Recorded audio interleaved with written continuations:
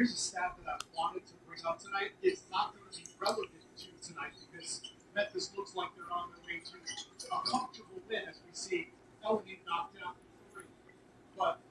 is the Gospel of Luke 21, verse 25. And there shall be signs of the sun and the moon and the stars, and upon the earth disgressive nations will perplexity and siege rage born. Shalom. First and foremost, I'd like to give all praises and glory and honor to Yahweh Ba'ashem, Yahweh Shai, Bahashem, Rakah Kadash, and the Heavenly Father. True name is Yahweh, and His unbegotten Son, Bahashem, in the name of Hamashiach, Yahweh Shai. Those are the true names in the ancient Paleo Hebrew, or the Lashma, the Holy Tongue. And I say Barakatham to the elders and apostles, Ba'akim, Ba'akwaf, and I say Shalom. And this is a sit-down lesson of this recent news article from RT.com as of January the 29th, 2026, on this Thursday night. And this is a news article from RT.com. And this is from January the 30th, 2026. It reads from World News and RT.com. It says Trump declares national emergency over Cuba's threat. The U.S. president has dramatically escalated pressure on the government in Havana and its trade partners. It says U.S. President Donald Trump has declared a national emergency and threatens to impose steep tariffs on any country supplying oil to Cuba, dramatically escalating pressure on Havana after U.S. military operations in Venezuela already cut the island nation from its most crucial emergency source. After abducting Venezuela President Nicolas Maduro earlier this month, U.S. has set his sight on Cuba, which Trump claims is ready to fall next. In a executive order signed on Thursday, Trump branded Cuba as an unusual and extraordinary threat to the U.S. national security.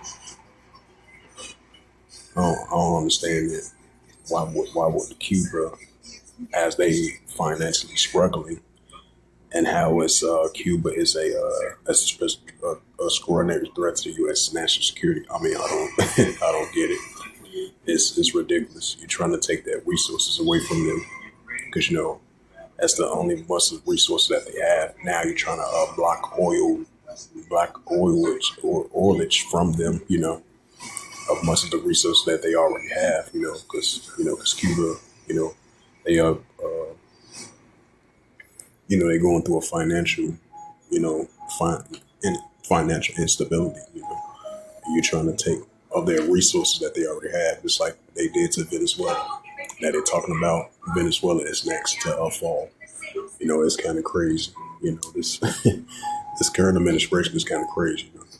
I just want to add a sad note to that. It says that the United States has zero tolerance for the deportation of the communist Cuban regime.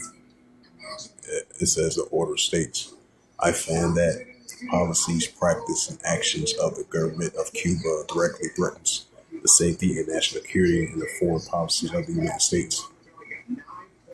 It says the order established a mechanism to impose potentially severe additional tariffs on imports for any national caught directly or indirectly selling or providing oil to Havana. It grants broad authority to the secretaries of state and commits identity of violators and recommend tariff letters to the president. The measures formalize and intensifying a de facto and energy blockage that had been tightened for weeks. The U.S. military operation that captures leader Nicolas Maduro earlier this month cut off Cuba's prime source of crude. Subsequent pressure on Mexico, Havana's last remaining supplier, has left the island facing dire shortages. It says Trump's predict on Tuesday that the Cuban government will be falling pretty soon, boasting that the cut off of Venezuela oil and revenue has pushed Havana to the brink of, according to the data, dire Cuba has just 15 to 20 days of oil reserve remaining. It says the country is ready to endure daily blackouts, and analysts warn of economic collapse and a humanitarian crisis without rapid resupply. The White House, in the fact sheet, frames the emergency declaration as a necessary response to military activities accusing Cuba of hosting Russia's largest overseas signals intelligence and facilities and providing a safe environment for groups. It also accused Havana of spreading communist influence in the Western Hemisphere. It says Cuban President Miguel Diaz-Canel has remained defiant, stating earlier this week that the harsh of these times and the brutality of the threats against Cuba will not hold us back.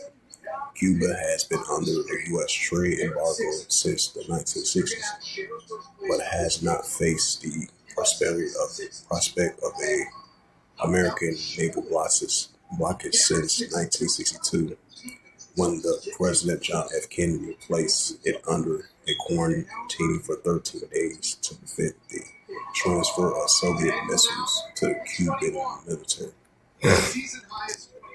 It's the book of Luke 21, verse 25. And there shall be signs in the sun, and the moon, and the stars, and upon the earth expressive nations will perplex sea rich born. And this is Matthew 24 in verse 6. And ye shall hear of wars and rumors of wars. See that you be no trouble, for all these things must first come to pass, but it is not yet. Matthew 24, verse 7. For nation shall rise against nation, and kingdom against kingdom. And there shall be famines and pestilence and earthquakes in diverse places. Matthew 24 and verse 8. All these are the beginning of sorrows. So with that, hopefully this sit down lesson was edifying from RT.com as of January 30th, 2026. And it reads again, Trump declares national emergency over Cuba threats. The U.S. president has dramatically escalated pressure on the government in Havana and its trade partners. So with that, I'd like to give all praises and glory and honor to Yahweh Ba'Shem, Yahweh Shai Ba'Hashem, or called Kadash, and the Heavenly Father. True name is Yahweh, and his only begotten Son Ba'Hashem, in the name of Hamashiach, Yahweh Shai. Those are the true names in the ancient Paleo Hebrew. The Lashon Bash, the Holy Tongue, and I say Barak Thumb to the elders and apostles, Wa'akim, Wa'akwa. Until next time, I would say Shalom.